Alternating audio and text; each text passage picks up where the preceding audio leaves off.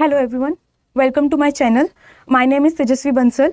आज से हम फ़िलॉसफ़ी के लेक्चर स्टार्ट कर रहे हैं। आज से हम फ़िलॉसफ़ी पढ़ेंगे और ये फ़िलॉसफ़ी CUET PG के लिए है एंड फॉर नेट UCG के लिए है।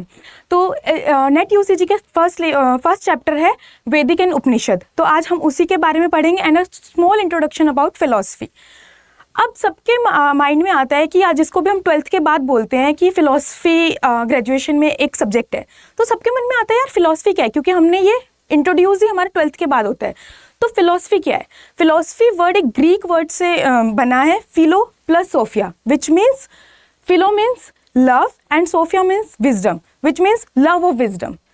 मतलब ज्ञान से प्यार होना, नॉलेज से प्यार होना, जिज्ञासा से प्यार होना। कुछ भी आज हम पढ़ रहे हैं जिसके बारे में हमें नॉलेज मिल रही है, जिसके बारे में हमें पढ़ के कुछ ज्ञान मिल रहा है, वो फिलॉसफी है। अब PhD करते हैं, PhD की फुल फॉर्म क्या होती है? Doctor of philosophy.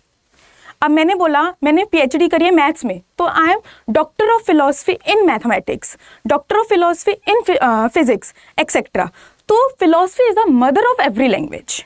फिलॉसफी क्या है? सभी भाषा की माँ है।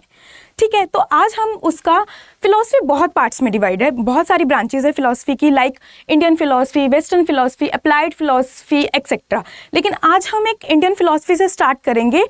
फर्स्ट चैप्टर है वैदिक एंड उपनिषद, हम आज उसी का इंट्रोडक्शन लेंगे। इंडियन फिलॉसफी से हमें क्या समझ आता है? इंडियन फिलॉसफी बहुत टाइम पहले, बहुत सालों पहले डाइवर्स हुई थी। इंडियन फिलॉसफी बहुत एंशियंट है, बहुत लाखों सालों पहले आई थी। और इंडियन फिलॉसफी किस चीज़ में रूटेड है?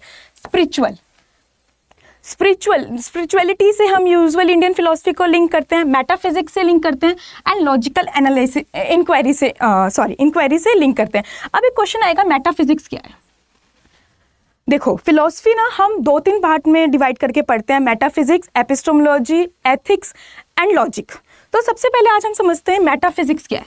मेटाफिजिक्स होता है जो लिंक करता है नेचर से, रियलिटी से, कि क्या रियलिटी है, क्या नेचर है, क्या एग्जिस्टेंस है। वो बात अलग है कि हमें इन बारों में पता कैसे चलेगा, वो बात करती है एपिस्टेमोलॉजी, जिनकी हम आगे आने वाली वीडियोज़ में बात करेंगे। लेकिन जो फिलॉसफी है वो डीपली रूटेड किस में है? स्पिरिचुअलिटी में, मेटाफिजिक्स में एंड लॉजिकल इंक्वायरी में। किसी भी चीज़ के पीछे उसका फिनोमिना क्या है, उसकी इंक्वायरी क्या है, क्या उसके पीछे कारण है। लाइक आज हम बोलते हैं कि सब कुछ जो भी है, मतलब सांस लेना बहुत ज़रूरी है, एयर बहुत ज़रूरी है, तो क्यों ज़रूरी है, किस लिए ज़रूरी है, इन सब की डील करना एक फिलॉसफी में आता है।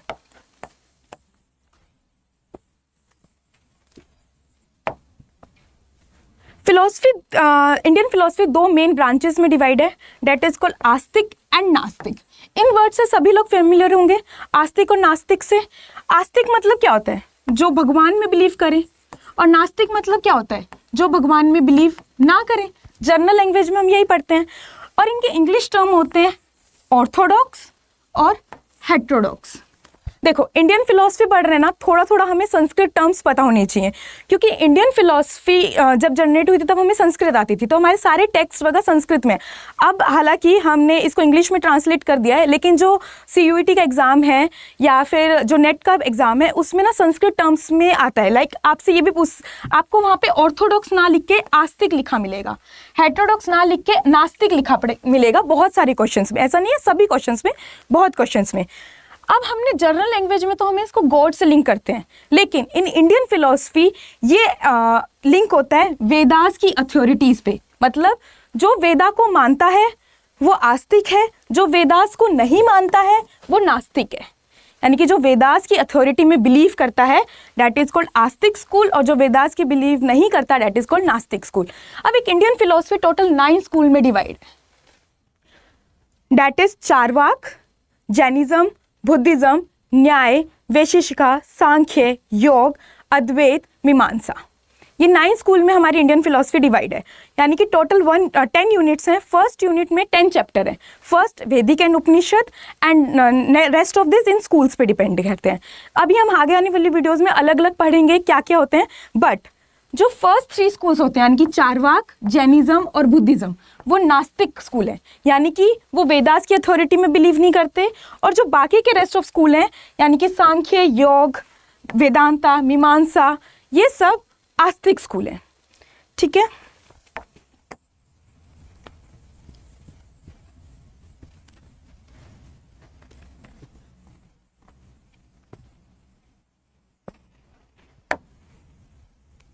थीम क्या है इंडियन फिलॉसफी की?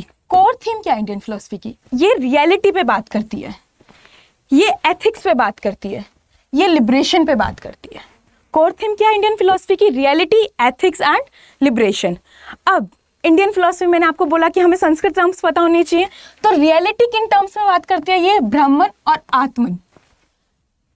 एथिक्स के किस टाइम में बात करती है? धर्म और कर्म, लिबरेशन, मोक्ष। ये संस्कृत टर्म्स हैं। तो आपको रियलिटी की किस जगह क्या लिखा मिलेगा? धर्म और अर्थ। ये अभी हम सब पढ़ेंगे आगे वाली साइड्स में।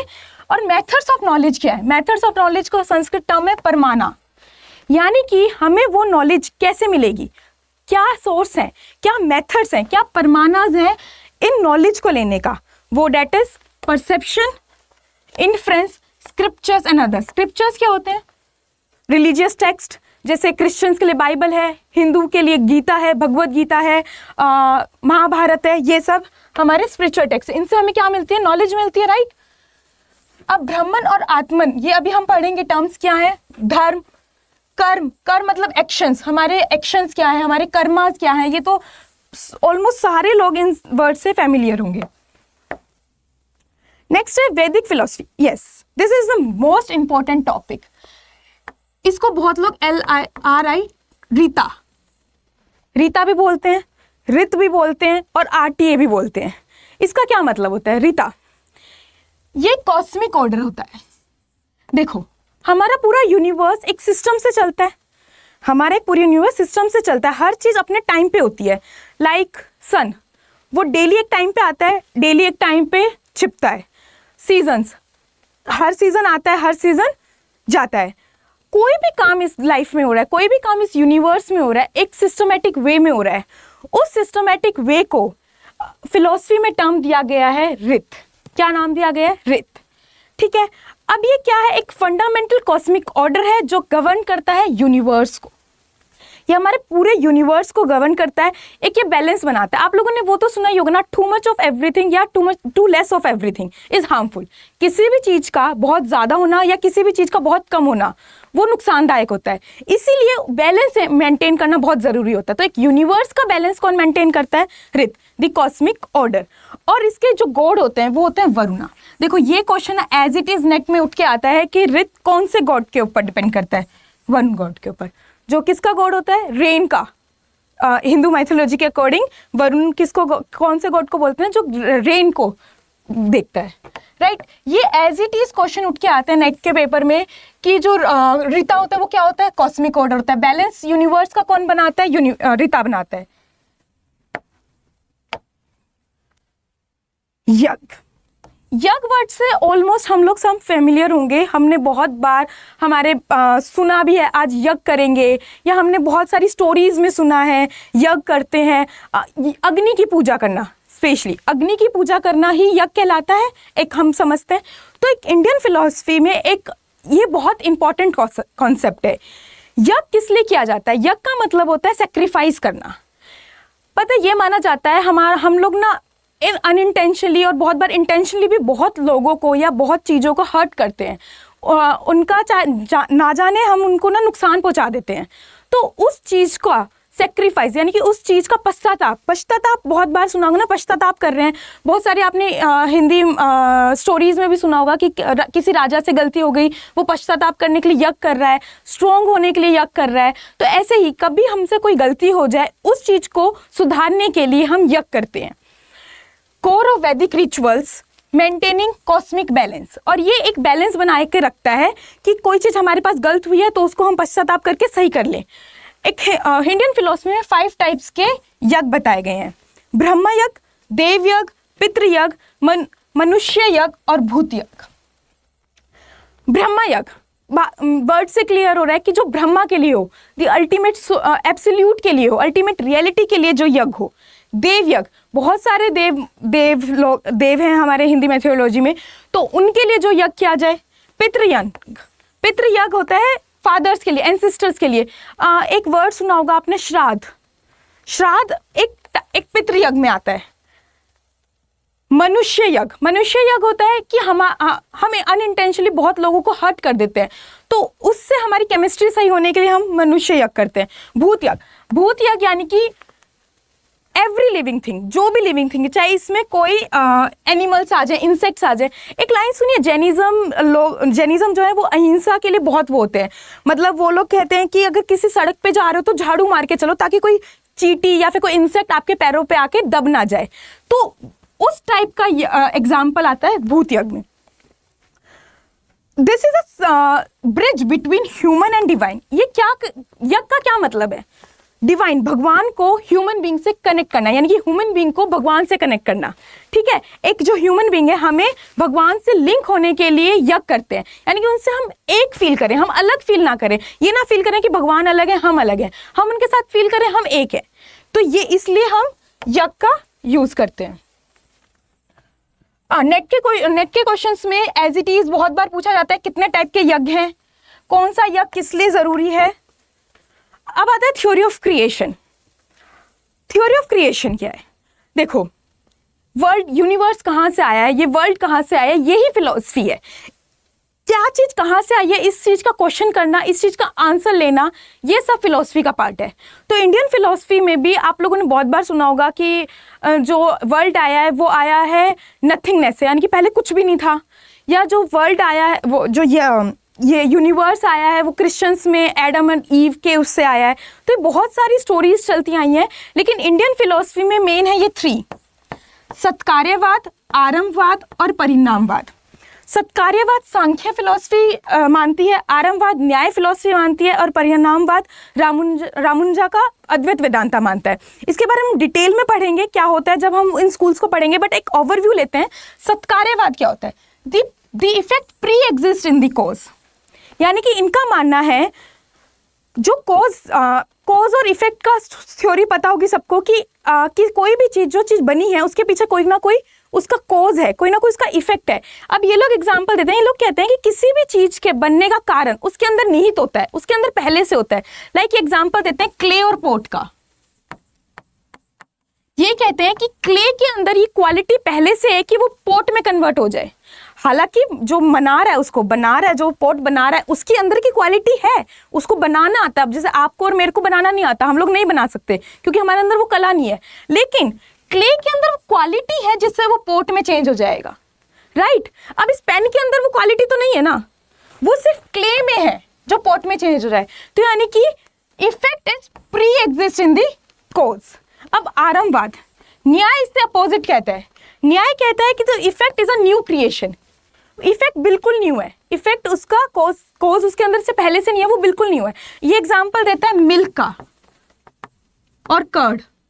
ये यूं बोलता है कि जैसे मिल्क है वो कर्ड में एज इट इज चेंज हो जाता है, कर्ड को आप मिल्क में नहीं कर सकते, तो वो एक न्यू क्रिएशन है। आपने उसको नाम भी तो अलग अलग दिया ना, मिल्क मिल्क है, कर्ड कर्ड है। अब वो मिल्क के अंदर से कर्ड आया है, तो इसलिए वो एक न्यू क्रिएशन है, वो उसके अंदर प्रेजेंट नहीं है। ठीक है। अब परिणामवाद क्या कहता है? परिणामवाद कहता है कि जो ब्रह्मा है, जो ब्रह्मन है, जो अल्टीमेट रियलिटी है, वो यूनिवर्स में एज इट इज ट्रांसफर हो जाता है। वो यूनिवर्स में एज इट इज ट्रांसफर हो जाता है, वो डिफरेंट नहीं है। मतलब ब्रह्मन और हम लोग अलग नहीं है, यूनिवर्स और गॉड अलग नहीं है, वो ऐसा बोलता है।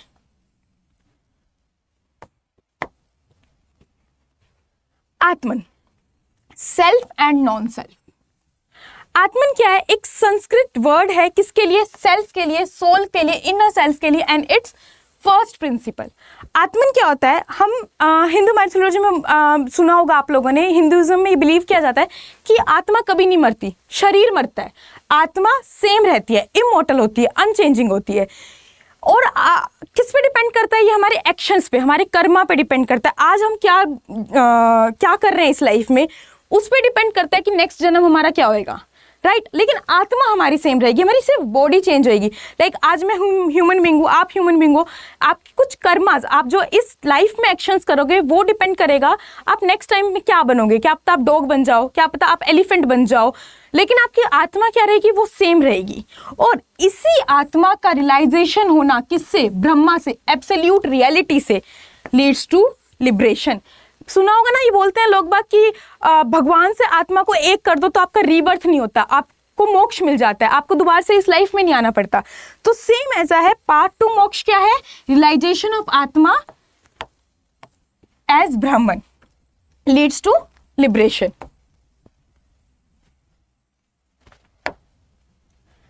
Next is state of consciousness.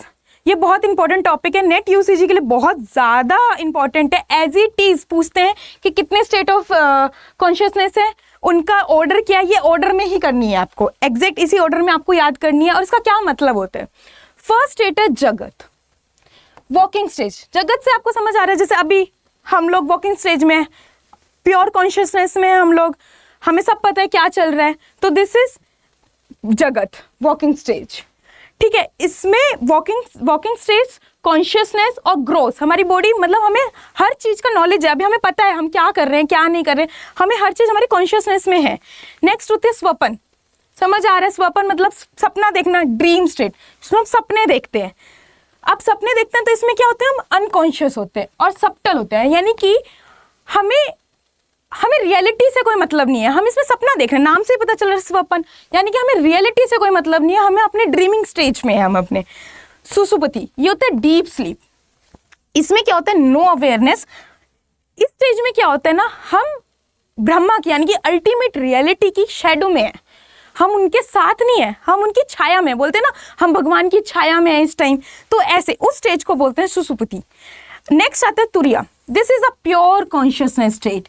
इसमें हम ब्रह्मन के साथ एक होते हैं, यानी कि ब्रह्मन के साथ हम एक रियलिटी में होते हैं, वन विद ब्रह्मन। हम और ब्रह्मन अलग अलग स्टेज में नहीं है इस टाइम, मैं और ब्रह्मन एक हैं, आप और ब्रह्मन एक है। कौन सी स्टेट है वो? तुरिया। Next Brahman, the ultimate reality. अभी जब से हम ब्रह्मन बोल रहे हैं, भाई है क्या ये ब्रह्मन? तो ब्रह्मन है अल्टीमेट रियलिटी। अब डे टू डे लैंग्वेज में इसको ब्रह्मन को बहुत लोग गॉड से लिंक करते हैं, बहुत लोग ईश्वर से लिंक करते हैं, लेकिन ब्रह्मन क्या है, वो इन सब से ऊपर है, वो अल्टीमेट एक रियलिटी है, वो एक एब्सोल्यूट रियलिटी है। अब ब्रह्मन को दो उसमें डिवाइड किया है इंडियन फिलॉसफी में, निर्गुणा और सरगुणा। निर्गुण ब्रह्मा क्या होता है? विदाउट एट्रीब्यूट्स, यानी कि प्योर कॉन्शियसनेस विदाउट एट्रीब्यूट्स, यानी कि इसके ऐसा कुछ नहीं है कि ब्रह्मा चेंज होएगा, अनचेंज होएगा, यानी कि इसके सब कोई इफ एंड बट्स नहीं है कि ऐसा होगा तो ये ब्रह्मन है, ये है तो ब्रह्मन है, नहीं, वो मरेगा जिएगा उसको कोई मतलब नहीं है। और सगुण ब्रह्मन यानी कि विद एट्रीब्यूट्स, यानी कि हम उसको अपना पर्सनलाइज ईश्वर मान रहे हैं एट्रीब्यूट्स के साथ, क्योंकि हम उसको ब्रह्मन गॉड क्यों मान रहे हैं? क्योंकि भाई वो हमेशा सही है, वो हमेशा हर चीज़ सही कर रहा है, या फिर उसको पता है रॉन्ग क्या है राइट क्या है। इसके साथ इफ एंड बट्स हैं, इसके साथ एट्रीब्यूट्स हैं, और ऊपर वाले के साथ एट्रीब्यूट्स नहीं है। तो ये डिफ्रेंशिएट है निर्गुण ब्रह्मन और सरगुण ब्रह्मा में। थैंक यू सो मच, आज के लिए इतना ही। नेक्स्ट वीडियो में हम चारवाक से स्टार्ट करेंगे। Thank you.